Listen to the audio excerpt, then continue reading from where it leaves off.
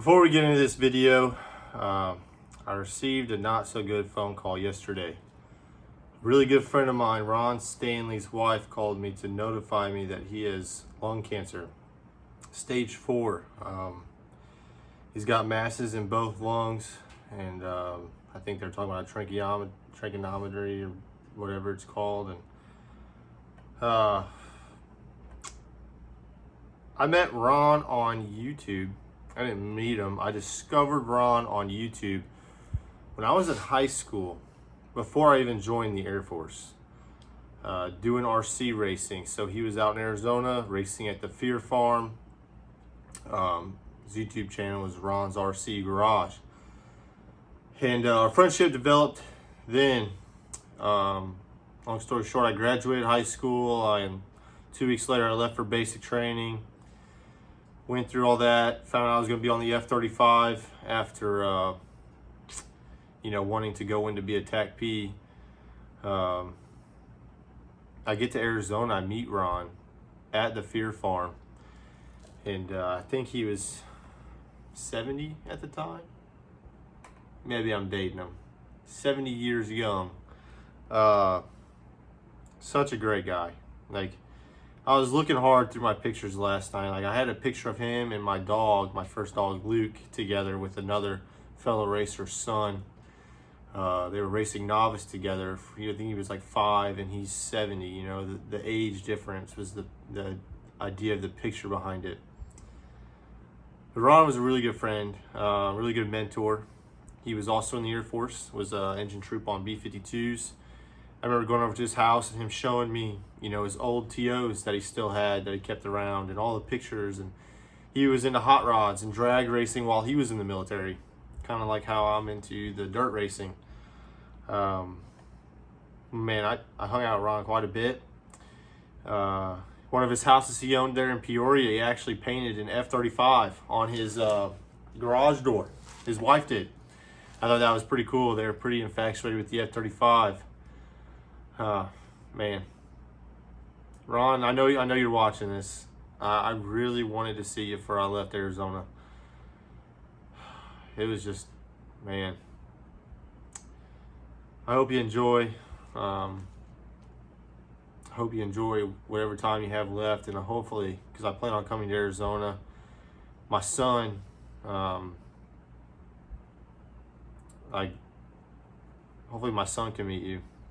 That's crazy to think how I met you as a new airman, brand new to the Air Force. Now I'm a tech sergeant, select, and have a kid on the way, and I'm married and settled down, and just how crazy I used to be. And I think it'd be really cool to see you meet my son, because we just saw him today. We did the ultrasound, and I got to see his face today. It was pretty humbling, especially after the bad news your wife called me about right before I went to bed last night.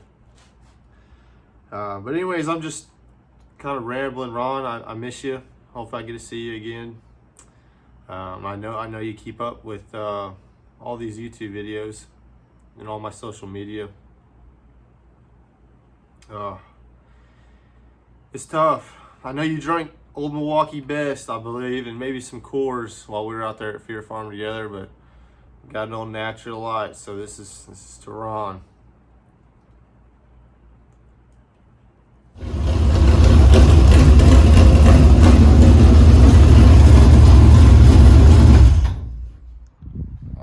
Built up a little bit of heat in it. Finna dump this oil. Look at the frost, man. It's so humid here. Well, yeah, let's dump some oil on this thing and put some fresh Schaefer's racing oil in there.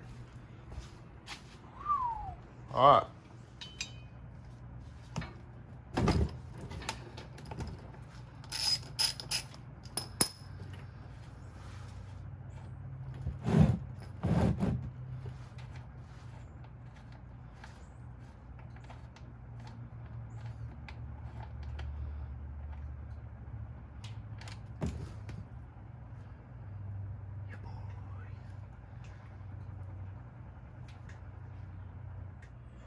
We're using the Schaefer's. Fill this oil filter first. About 2 quarts, let's see. Yep, 2 quarts left in this one. Probably got 5 sitting there.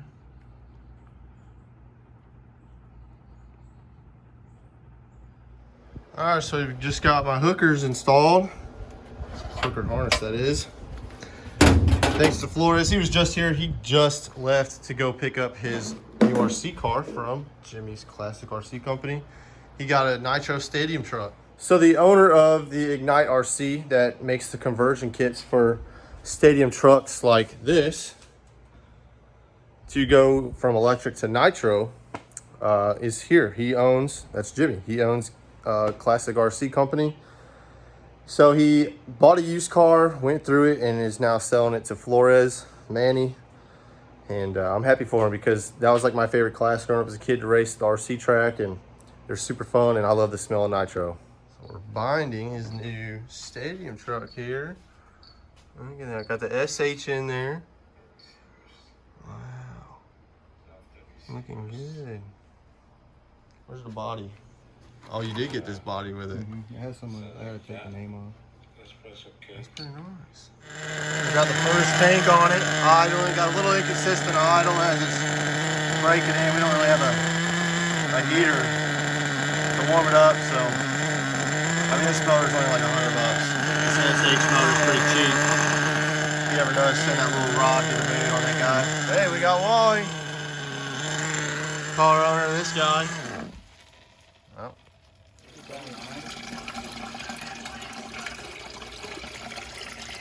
So today is setup day.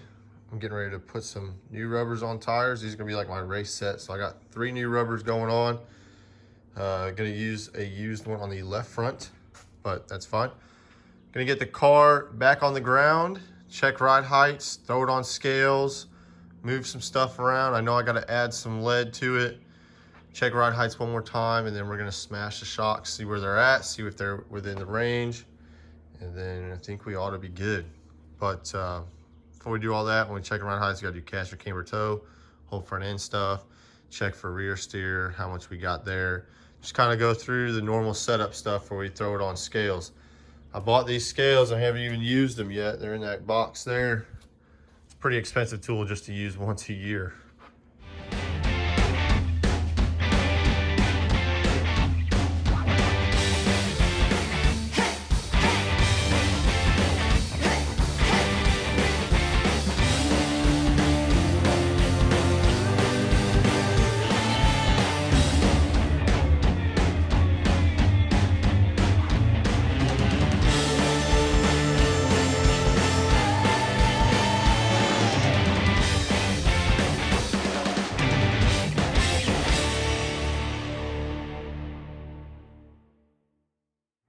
All right, so we got the car back down on the ground.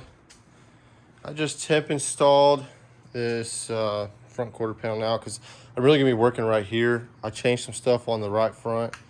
So I'm gonna get some blocks of wood so I can roll the car up on the wood and then put the scales in front of the wood so I can just roll the car on and off the scales so you don't get any weird binding.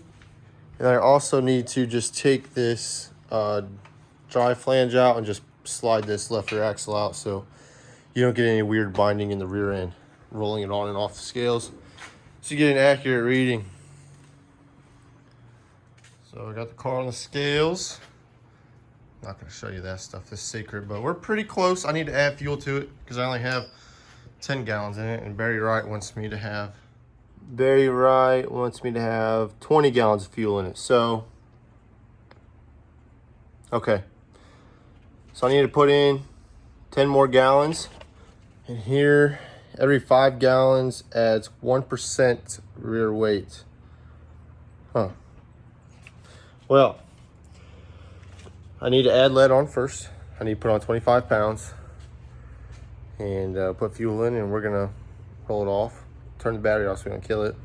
Try it again. We're gonna keep doing this a couple of times till we can get our percentages right, and then throw it up on jack stands and see what we ended up with load numbers and putting rounds in, taking rounds out, and kind of see if we're in the ballpark. I've got no idea what I'm doing. I've never scaled a late model before because you don't really need to. You got the kind of just set ride heights and then go off of load numbers from that, and then that's really all you're adjusting. You're not really I don't know, worrying about cross and stuff that we were worrying about in the Mod Lights, but different story. That was a 3-link versus 4-link.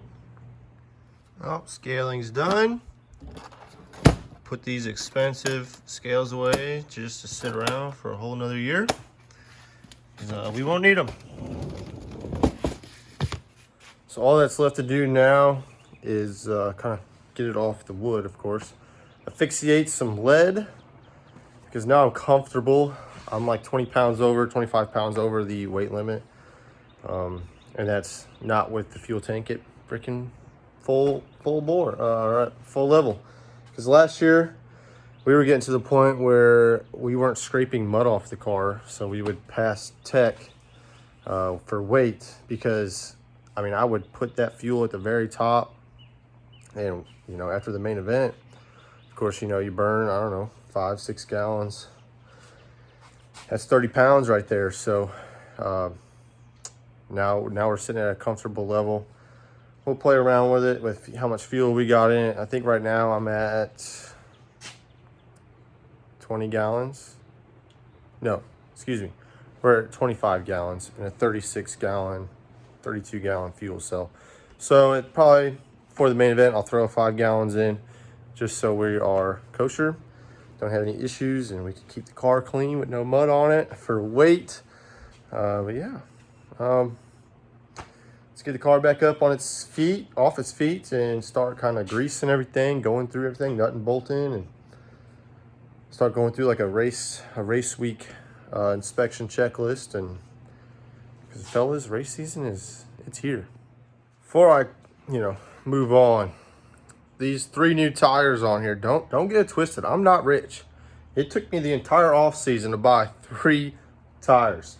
Normally we regroove them and go a little deeper till you can start seeing the shadow of the cord. Is that good? No, but I mean, that's what we're due, to get a little bit more life out of them. I mean, I just bought this one here 2 days ago and paid $251 for this tire. Yeah, it's tough out here. I mean, doing this all off my piggy bank, it's a struggle for sure. I am not a rich man by any means. Next thing to do is service the toter. We're gonna do the diff fluid, trans fluid, engine oil. I already did the plugs maybe like 500 miles ago. Air filter, of course, rotate the tires. I think we're good. We just hit 100,000 miles on this 2013 F-150 with the 5.0 in there. I was gonna use some Schaefer's, but I forgot I have a brand new Mobil 1, jug sitting here, so I don't want that to go to waste. So I'm gonna go get, I think this thing holds 7.7 quarts.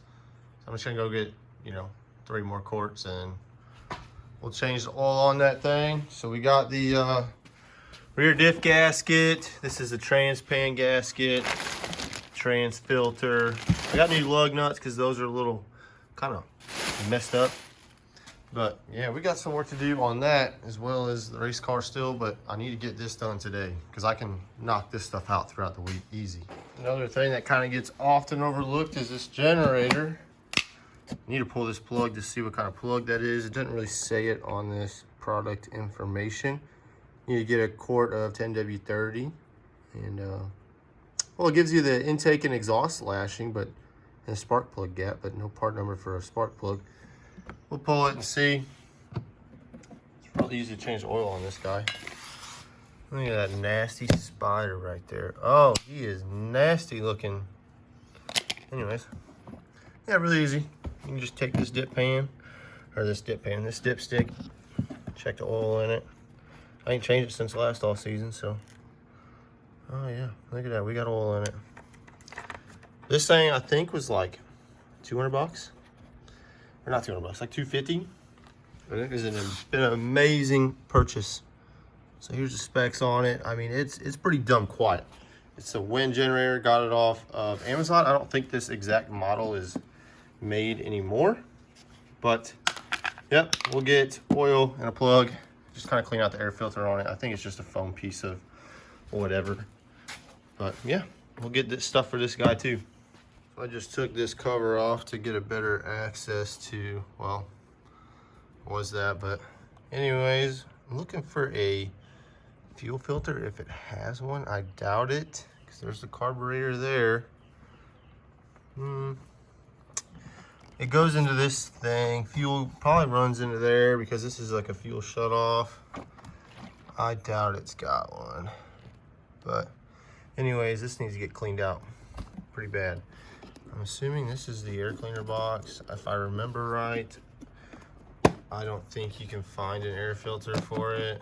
I don't know if they make them or if this is like a clone motor of whatever. Yeah, it's literally just a piece of foam. But I don't know. Put this in the memory bank, see if they got anything laying around. The parts store. Oh, wow. That's nasty in there. We'll clean that out.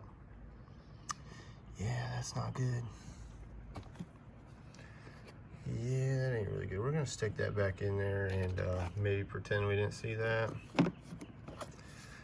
I mean, this is just a cheap generator, but man, this thing has been badass. Of course, I don't want to go on one-handed, whatever. All right, well, I'm gonna pull this spark plug, see if I can get a part number off of it and see if they have it locally. If not, we'll order. I think it might come with a plug air filter thing, but who knows. All right, so I'm running out of time out here. Generator oil's changed, spark plug changed, runs awesome. I just kind of sprayed out the air filter box with some brake cleaner, letting it dry before we put it back together. But while I have some time out here, I'm gonna raise my left front nose up a little bit. It is definitely really, really low. We've already got some scuff marks. So it's just 2 bolts, and then I can bump it up a notch, and I think we'll be all right because it already has the dip down there, and plus, like, this is just a lot lower than over there. Hey, we just got done changing the gear oil, fixing to put some fresh Schaefer's in there. This is what we run here. If you need any, let me know. I can get you this either by the case or by the quart. Oh yeah, I say we were due for some gear oil. That stuff's kind of, I mean, I don't know what color it is, whatever brand they put in, but I was thinking some dark oil. We'll let it drain out. Pop this cover the rest of the way off. This thing was a pain to get off. They don't give you a pry point anywhere. Hopefully I didn't mess it up, but we'll let it drain. Then we got a fill plug right there I broke torque on, and fill it up with 4 quarts of Schaefer's gear oil and we're good to go. I don't know how well y'all can see, but we're fixing to drain my transmission fluid.